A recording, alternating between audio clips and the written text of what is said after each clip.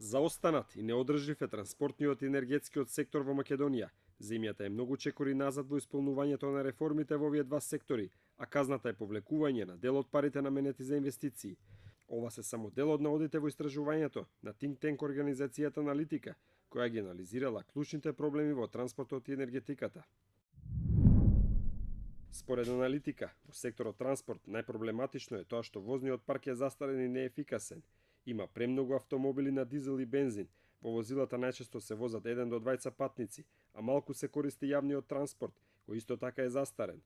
Сето ова го позиционира транспортниот сектор на самиот врв меѓу загадувачите во земјава.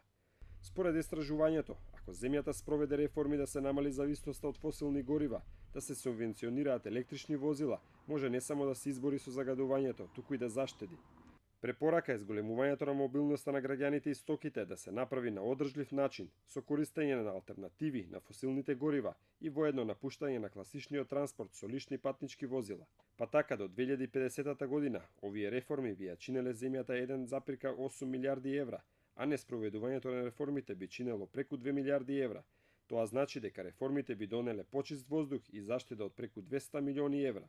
Во анализата се посочуваат позитивни примери како промоција на Скопје како велоград со вкупна должина на патеките од 51 км и субвенции за купување на велосипеди во висина од 10 милиони денари.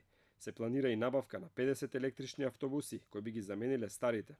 Од Аналитика како мерки за подобрување на транспортот предлагаат и такса за возење низ центарот на градот по примерот на некои европски метрополи, субвенционирање на такси превозниците за набавка на електрични возила и возила на плин, како и кампањи за споделување на превоз и слично.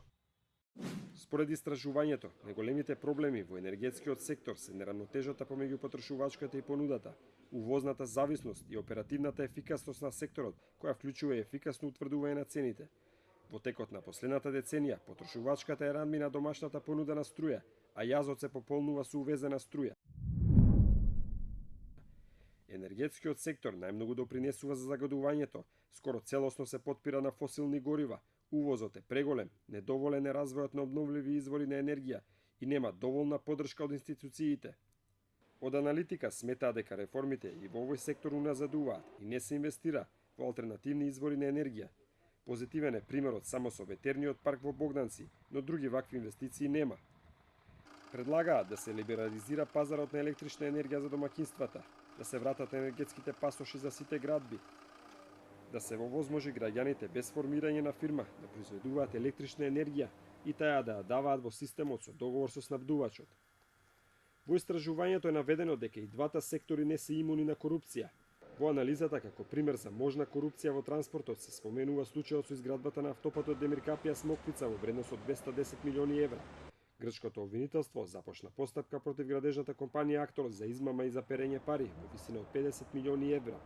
Во секторот енергетика како примери за можна корупција се наведени случаите Тарифа и Труст, кои се во надлежност на СЈО. Првиот се однесува за набавка на софтвер за елем, а вториот за ископ на јаловина и јаглен во рудникот Суводол во Битола во вредност од 17 милиони евра, а за која обвинет газата на Трансперт Сејат Кочан.